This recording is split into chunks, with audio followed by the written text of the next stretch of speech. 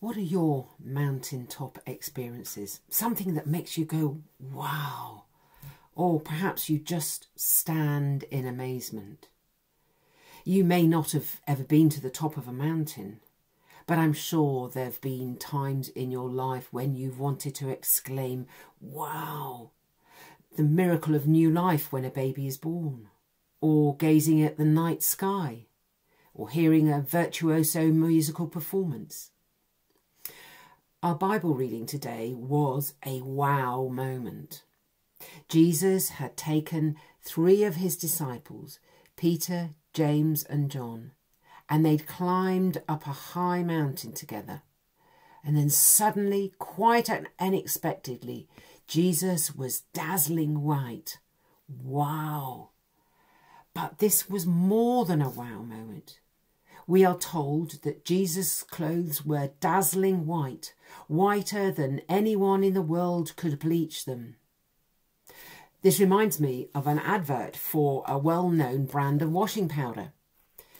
Back in the 1980s, new Daz, even tougher on dirt for even whiter whites. Brilliant cleaning, even on whites, or your money back. But Jesus was even whiter than Daz, even stronger on dirt than the strongest washing powder. Jesus was whiter, purer, cleaner than anyone could ever imagine. This was so much more than a wow moment. The 3 chosen by Jesus were able to momentarily glimpse the glory of God. Bishop Tom Wright speaks of the veil of ordinariness momentarily and unexpectedly drawn back. At the moment of reaching the mountaintop and taking a look at the vista, there is that sudden wow moment.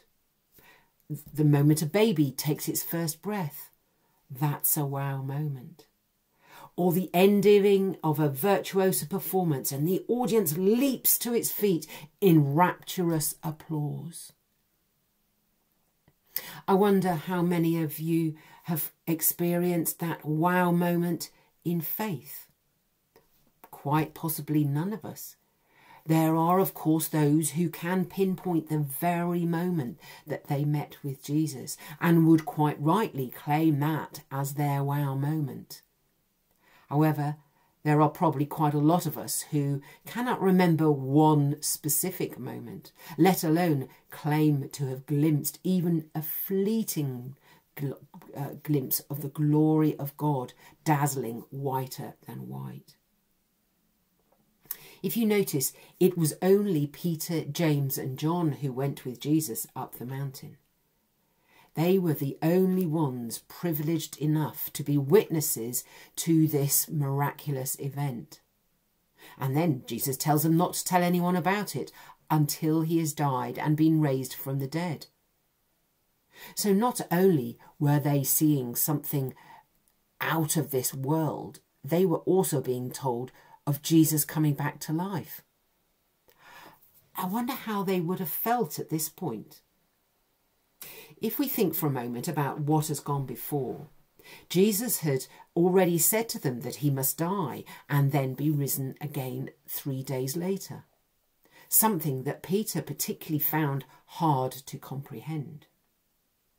I think they came to this mountain feeling confused, distraught, and then this revelation of God's glory was confirmation and assurance of all that Jesus had taught them. Their lives would never be the same after this event. They were changed forever. When we think about other wow moments in history, other mountaintop experiences, we can see lives were changed forever. When Alexander Fleming discovered penicillin in a mouldy Petri dish, he recognised this as a wow moment, and the lives of millions were changed forever. On December the 24th in 1968, the astronauts of Apollo 8 looked back at Earth and felt moved to record themselves reading the story of creation from Genesis 1. That was their wow moment. And I'm sure they and millions of others' lives were changed forever as we saw a glimpse of the vastness of creation. Alexander Fleming was one man, and those astronauts were just 3 men, yet millions, if not billions of people were affected by these events.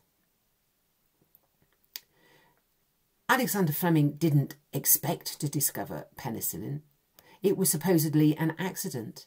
Having returned from holiday, he noticed that areas of mould on the Petri dish were preventing the growth of Staphylococcus bacteria that had accidentally been spread on the dish.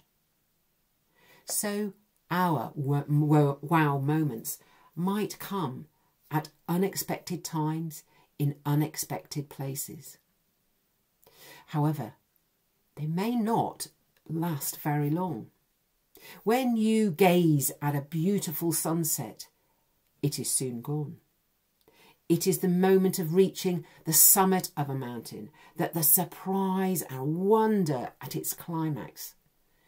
You may continue to wonder and gasp in awe as the vista unfolds, but it's at that very first moment that you top the summit, that feeling of wonder, of wow, is at its best.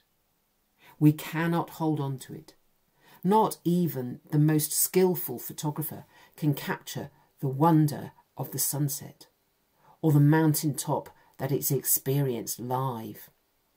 However, they can help those of us not able to climb to the top of that mountain to have some appreciation of the beauty of God's creation surrounding us.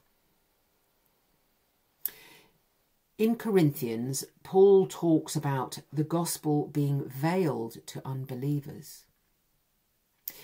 And any of you who are keen hill walkers will know, not every mountaintop experience is a clear view.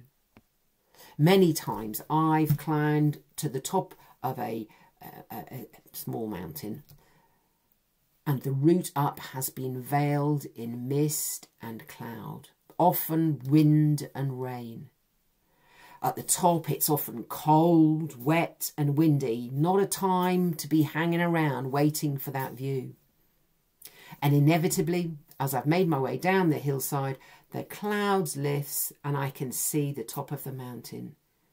The veil of cloud is lifted. Sometimes our faith is veiled in cloud. We walk around in a fog, blinded by the distractions of this world. Power, money, status, self. We may wish we could always have a clear view from the top of a mountain, but sadly that cannot be guaranteed. However, when we are privileged to have a clear view, however briefly, we can be forever changed. And we have the opportunity to change the lives of many others, perhaps without even knowing it. Some things for you to ponder on. When have you experienced mountaintop experiences in your life? And how did that make you feel? Whatever they were, these experiences may be a time when God has momentarily shown you his glory. I wonder, how was your life changed as a result? Remember, not only Alexander Fleming's life was changed, but also billions of others. Does your experience help you on your own journey of faith, but also in your sharing of the gospel with others? Amen.